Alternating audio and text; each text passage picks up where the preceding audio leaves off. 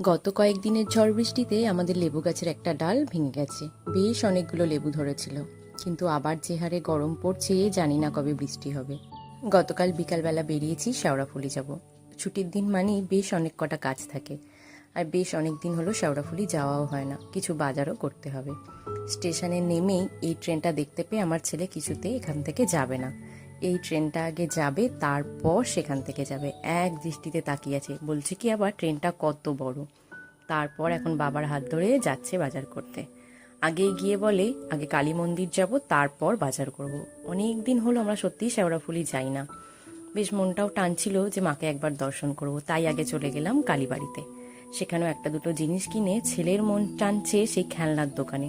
ও যতবার যাবে ঠিক করে যাবে কিছু একটা নেবে।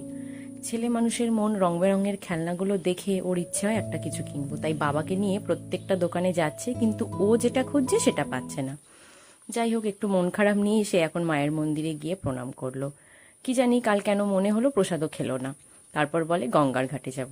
মন্দির থেকে চলে গেলাম একেবারে সোজা ঘাটেতে। ঘাটে নেবে সে আগে বাবার সাথে নেবে, মাথায় একটু জল দেবে, আমাকে দেবে, ওর বাবাকে দেবে, তারপর উঠে আসবে।